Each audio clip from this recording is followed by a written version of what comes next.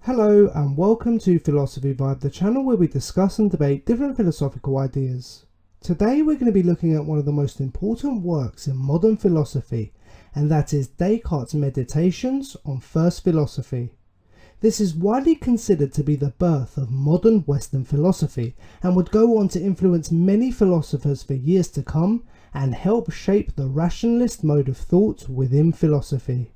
Interesting. The Meditations is a deep mental journey Descartes takes, pondering the nature of our reality, our knowledge and truth. It is quite literally a meditation from Descartes in which he grapples with some very profound ideas and shatters the empirical foundations philosophers at the time had held since the works of Aristotle, namely that all knowledge comes from our senses. The book is made up of 6 meditations. In this video, we will be looking at the first meditation entitled Concerning Those Things That Can Be Called Into Doubt. Fantastic, let's begin. Righto. Descartes begins by understanding that in order to reach any sort of knowledge, one would need to disregard any falsehoods. Building upon a falsehood would only lead to faulty knowledge, and so Descartes begins the process of doubt. And so he must disregard everything he has ever believed or has ever known and start the process again from a fresh slate, from the bottom up. I see. So anything formerly accepted as truth or as knowledge now must be brought into doubt. Well, I think that's a bit drastic. We do not need to disregard all our knowledge. Let's at least hold on to the things that we know are true, things that can be verified empirically by our senses. Very interesting you should say that, because in fact Descartes says that doubting knowledge we have attained through the senses is in fact completely necessary. How comes? Because our senses deceive us, and we know this. You know perfectly well that there are optical illusions. If we put a stick in a pool of water it looks bent, when we take it out it looks straight. Our senses are viewing this incorrectly. Okay, sometimes there are illusions in specific areas, but we don't need to go as far as to doubt all the senses all the time. Well, again, Descartes would disagree with this point. You said sometimes there are illusions in specific areas, but in fact Descartes considers the times when all our senses are in fact deceived in their entirety, as he now considers his dreams. Interesting.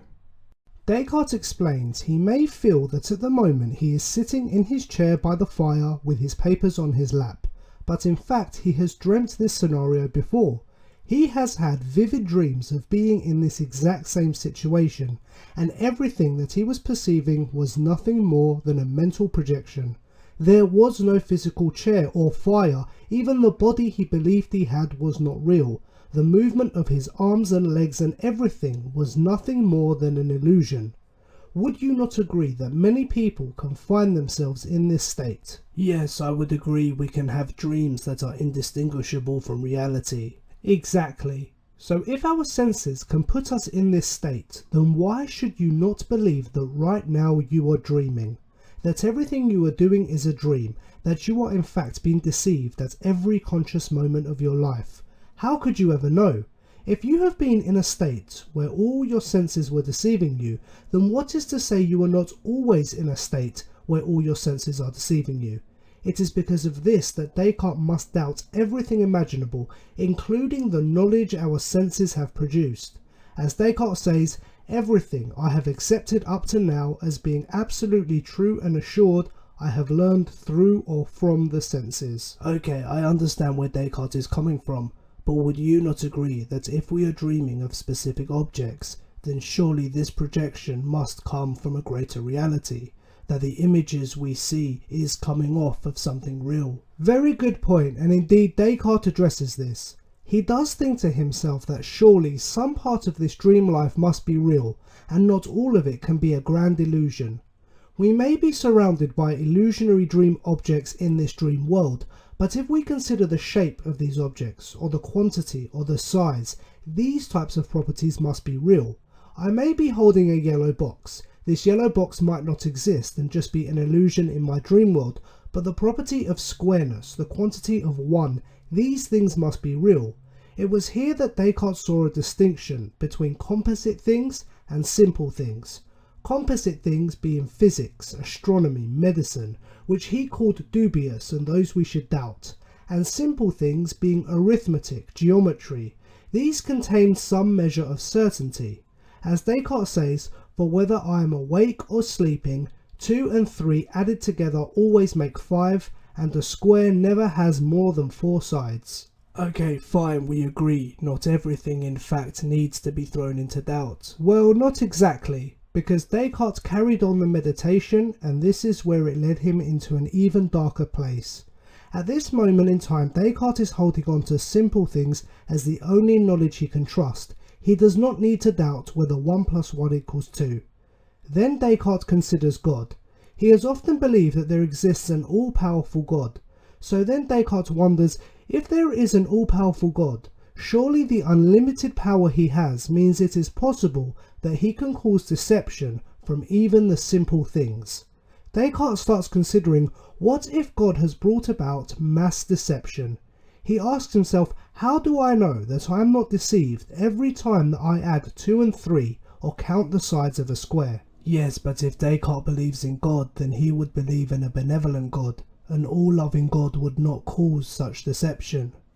This is true, and Descartes considers this, but then he thinks that if the goodness of God would not allow one to be deceived all the time, then surely the goodness of God would not allow one to be deceived even sometimes. But Descartes knows for sure he has been deceived sometimes, and so he reaches a point where he must now doubt the existence of an all-loving God. In fact, only evil can cause deception. So now Descartes has started to think, what if instead of a good God, there is in fact an evil demon in control, an evil demon that has set about to do nothing other than deceive. All their energy has gone into this mass deception. Whoa, that's scary. Descartes does not want to be deceived by this demon, but yet if all his knowledge, opinions and assumptions throughout his life have been based on deceit, then he must disregard them all if he is to attain any truth. So Descartes concludes the full 100% doubt of everything is the only way. He explains, he shall consider that the heavens, the earth, colours, figures, sounds and all external things are nothing but illusions and dreams of which this demon has created in order to deceive. Descartes finishes the first meditation in a situation where he must consider himself as having no hands, no eyes, no flesh, no blood, nor any senses. In order to arrive at the knowledge of any truth, he must suspend all senses and judgments. That is a frightening conclusion. Well, yes, but we can see how Descartes' thought has led him to this point. All his previous knowledge has been attained by his senses, but as we saw, the senses can be deceived. If they can be deceived sometimes, they can be deceived all the time. Universal doubt is the only place left for us to go.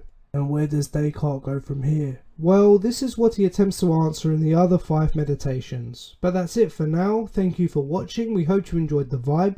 Tune in for the second meditation, which will be released soon. Don't forget to like, share and subscribe. And also let us know your thoughts. Should you doubt everything you perceive? Is your reality controlled by an evil demon deceiving every aspect of your life?